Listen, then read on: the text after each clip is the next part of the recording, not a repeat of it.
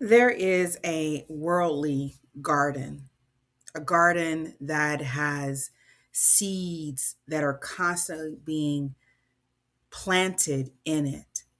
And that collective consciousness comes from the individual consciousness of the people that are here, humanity, even, I believe, animals.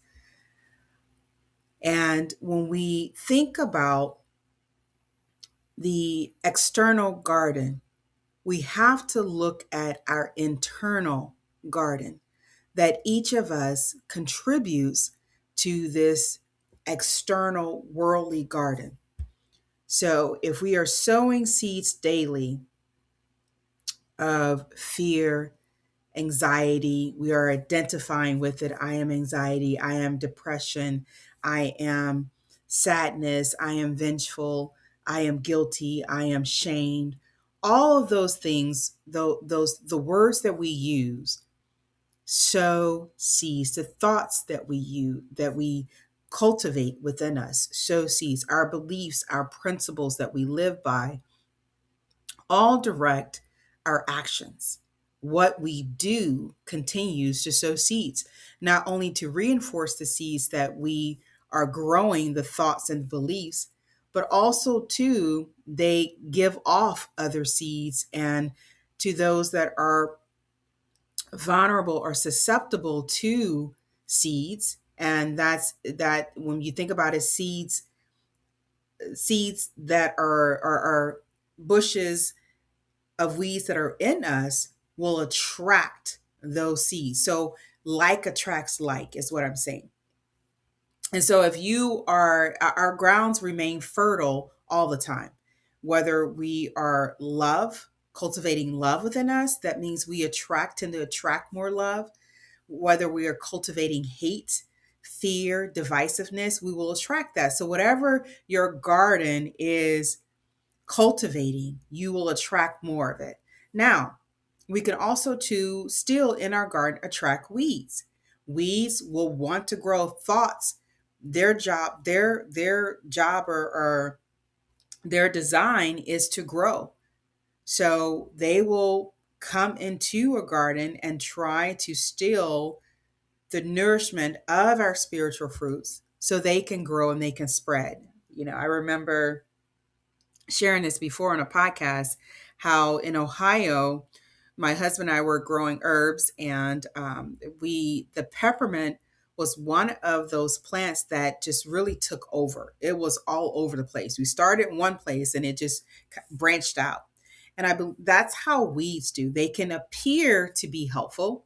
These thoughts that we have, these negative thoughts, we can rationalize anything. We can rationalize emotions, feelings, hatred, bitterness. Because you did this, it is okay for me to feel this way. Because you said this, it's okay for me to say this to you. Pain becomes continued projected pain because we are taking it personally, the pain personally, and therefore we get offensive and we're on the attack because of somebody else's unhealed wounds, instead of seeing the heart for what it is of that person, that they are hurting inside. And my husband said it right in 2020 during COVID. He said, Tamika, many people are hurting. They're in pain. And it didn't take another storm to really cause more pain. It brought the pain out. It amplified the pain that was already there. When we talk about how we were inside, and it caused people to deal with those lingering emotions and feelings. And we heard about it. Where so many things were happening. Abuse was on the rise, misuse was on the rise, depression was on the rise. We had gun violence, etc. Excuse me. That all of that bottled up pain or weeds that we had inside of us became a harvest of anger, rage, bitterness, vengeance, depression, sadness. Many of us also too took that time to write out our pain, to express it in healthier ways, because it was there and it needed to be addressed. And so here on Create a Generational Love Cycle, I've been talking about this year in 2026 weeds. I've spent some time in talking about seeds and virtues, those virtuous fruit that we in innately have within us, the fruit of love, the fruit of peace and harmony that we have within us. But we allow our experiences, or actually the perception of our experiences, to attract negative emotions and feelings. And those are weeds. And those are the seeds, those are the plants that are out there, and they're dropping those seeds, just like a bird that comes and gobbles up seeds in your garden. And as he's doing that, he's dropping and flying off. He's dropping those seeds in other places. Well, those other places are other gardens, individual gardens that get those seeds. And unless we are checking, assessing our garden daily, consistently, fervently, we will grow things that we didn't even know was growing. We will grow bitterness, we'll grow hatred, we'll grow fear. My mom had told me that even in dealing with my dad, she didn't realize, it took her years or some time to realize that fear was growing inside of her, about how this person was acting. 1 minute, 3 days of the week, good, 4 days of the week, somebody else, like a Jekyll and Hyde. And it's not to say negatively, because you begin to understand that and have compassion for someone who projects their pain, even for myself, even for others, because then we're not rightfully dealing with our experiences. We're not seeing them in a spiritual perspective. We are allowing our experiences to define us instead of transcending them, instead of using them to as an opportunity to express the God within us, this creative power, all knowing, all loving, everywhere present power that designed our bodies, knows every cell of our being, our hair, head to toe, knows every emotion and feeling, whether we try to hide it or not, knows the roots of those emotions and feelings, is the master gardener, the master counselor, the master physician, the guider, the master guider, the source of life, the source of being, that we have often turned away from it when we have turned away from it when we invite those emotions and feelings to direct our paths, instead of allowing the God, and I call it God. I was raised with God, but it was not about religion for me. It was about this spiritual being that I saw. It was about doing the right thing. It was about aligning with this spirit that loves us, that I knew loved me. It's about being grateful. It's about seeking the truth. It's about conviction to the truth, and purpose, and being who you are without letting others to define you or to limit you. It's about not seeing limitations, but seeing the truth of things, the truth of matter. And that to me was what Jesus showed me. He showed me that not every man will succumb to their emotions or to their pain, that there was hope for men. Growing up without my biological father, and experiencing misuse of my body, that I believed, Jesus helped me to believe that not every man was like that, and that we had a higher calling, higher purpose. And I began to see that even those that projected their pain on me had a higher call, a higher purpose, but they allowed their experiences to wound them, to cause pain. And that pain became so unbearable, because I've said it before, pain does not discriminate. Woman, man, child, black, white, green, yellow, blind, or visually impaired. It didn't race, religion. It does not discriminate. It, like any other thought, wants to grow, wants to spread itself, wants to be alive. And if we know that, then we know the reason beyond. We know, we can see where misery wants to have more misery. We know where love wants to have more love. Me believing that because I wanted love, somebody else wanted it too. Not realizing as a child that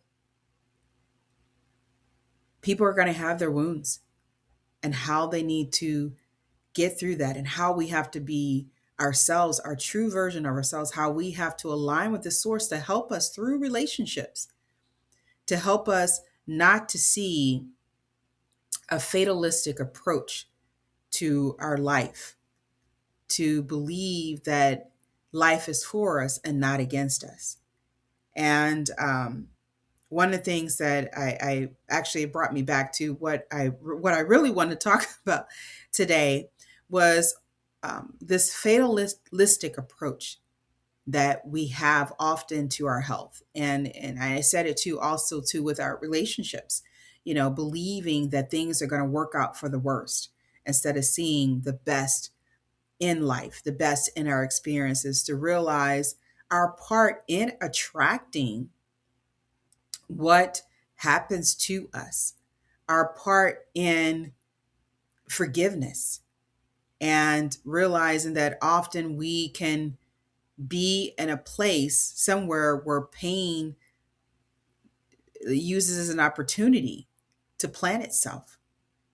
And yet still we have to look and say, I forgive you. I see your heart.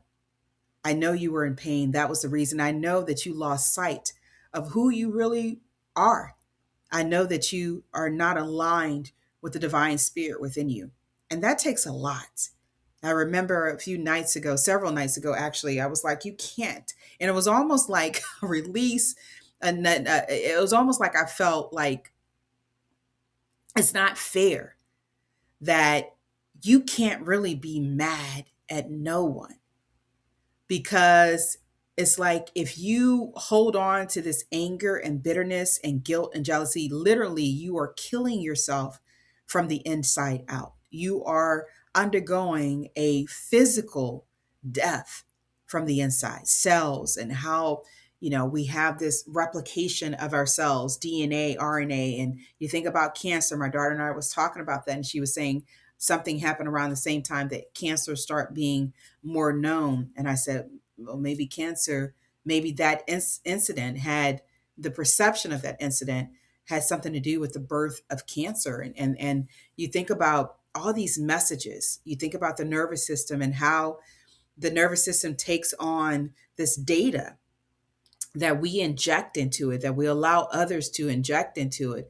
And it's like vines, the vines that feed, go up through our roots and feed every organ cell in our body, cells and then organs and systems. And then we wonder why I'm having a headache when maybe I'm depressed, or why, again, stomach ache. In Louise Hay's book, You Can Heal Your Life, how a stomach ache or stomach issues can often be a sign of not digesting life, not seeing yourself as good enough. And we want to know where those illnesses come from, but often we want to blame it on the foods that we eat. We want to blame it on other people. We want to blame it on our climate. We want to take the blame and put it on everything else outside of us, not realizing that the outside is a reflection of the inside, individually and collectively. And until we actually face that, we will continue to have the wars. We will continue to have the starvation. We will continue to have diseases, chronic diseases. We'll continue to have cancer. We'll continue to have all of this other stuff that we have, because we have this fatalistic approach to life, that just because things have always been this way, they will always be this way. And one of the seeds that my mother sowed that have interrupted a lot of these thoughts, a lot of aligning with statistics, because for a long time I didn't read statistics until I was in my 20s, and I didn't realize that people that had been through what I had been through, had experienced something similar, um, did poorly in school, dropouts, teenage pregnancy, prostitution, whatever it may be, that they were going through that. That time of growth was a time of aligning with the spirit that my mom said, know God for yourself. And it gave me an opportunity to seek out what I had already experienced when I was 3 or 4 in the closet, when some kids locked me in the closet. And this voice, as I was frantic and scared, this voice told me to be calm and to sit down, and someone will be in to save me. And it was my dad that walked in, and the door opened and there was light. It was when I was told to tell the truth about those who were projecting their pain on me. It was when I was laying in my grandmother's back room and looking up at the sky, believing that something loved me. It was hearing the symphony. I can't talk right. The symphony of the animals, the nighttime creatures, and hearing the music they were playing, this lullaby that they were playing for me at nighttime. Learning the Lord's Prayer, learning about Jesus, learning about the Bible, and reading and literally soaking that up in me.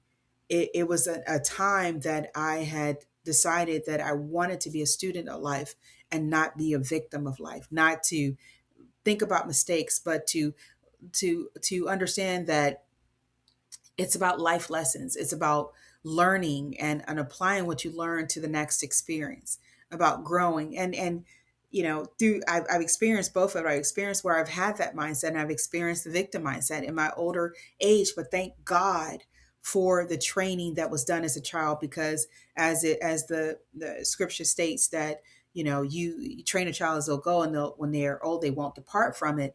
And even though it may be hidden from you for a while, even though you may temporarily forget it through all this soil, or the stuff that gets dumped on top of your good soil, all this stuff that, as you start to clear away that and remember the things that you were taught as a child, that you start returning back to your true self. And that's why I think about the prodigal son, that you return back, not just to your father, but to your true place in life, to that true self expression that God, this creator of all things, wants us to have, this abundant life, that we are not here to be victims of our experiences, but to yet still to transcend those experiences, to again to show the God within us. And I remember one day in Ohio, this my neighbor was like, talking about his back, and he was saying how, it's okay because my mother had back problems, so I'm going to have back problems. And often we can carry this guilt, we can carry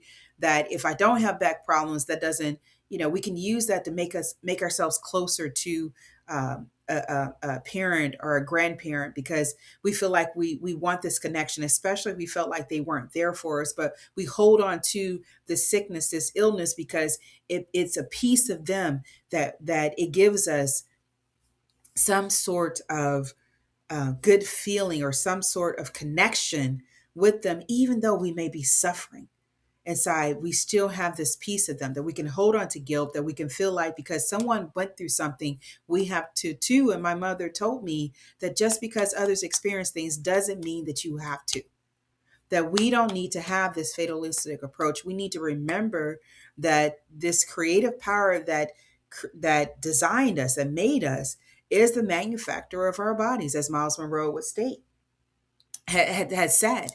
Miles Monroe, Dr. Miles Monroe, is that this manufacturer knows how to correct us, how to heal us. And you may have heard of people, their miraculous healings, and the prayer that they prayed over their heart, and they visualized their heart being in perfect health, and they got a perfect health.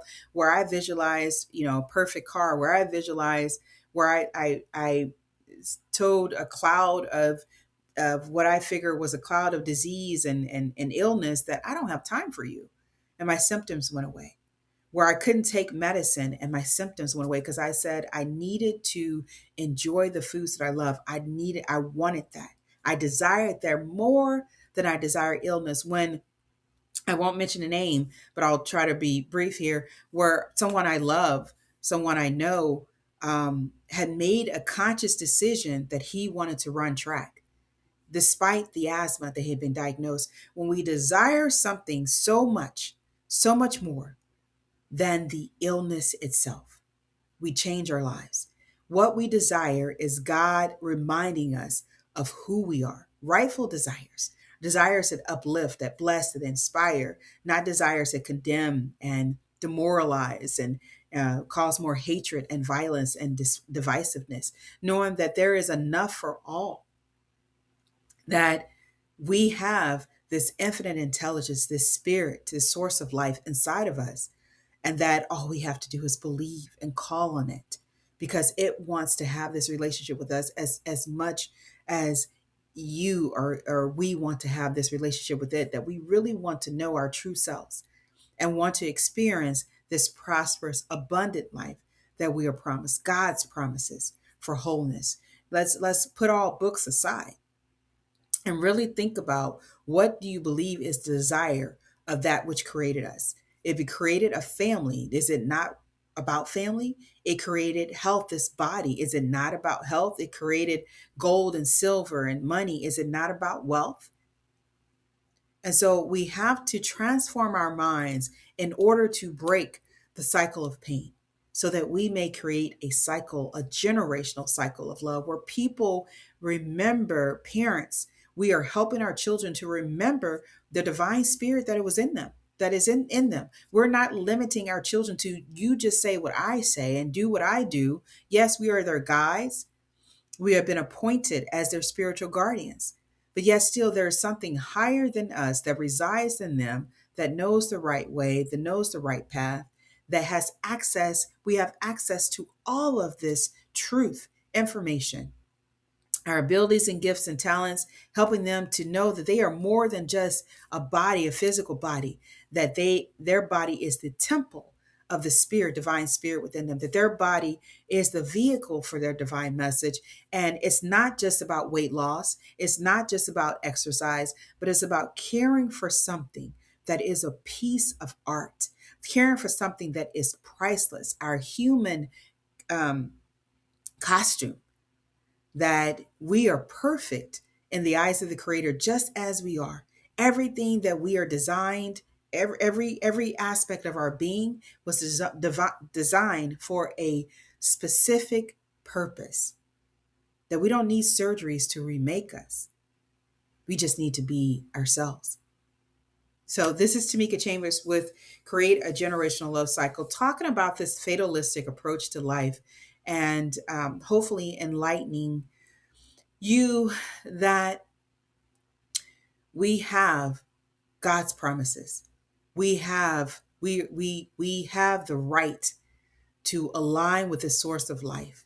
We have the right to display our gifts and talents. We have the right to cultivate a inner garden that edifies us, and that in turn will edify the world if we individually care for our gardens appropriately, to have a positive impact on the collective garden. All right, I will speak with you soon. Have a good rest of the week. Make it great. And just remember that your life has meaning and purpose, and you are here to create a generational love cycle, whether you have children or not, because you are still impacting the collective consciousness of this world.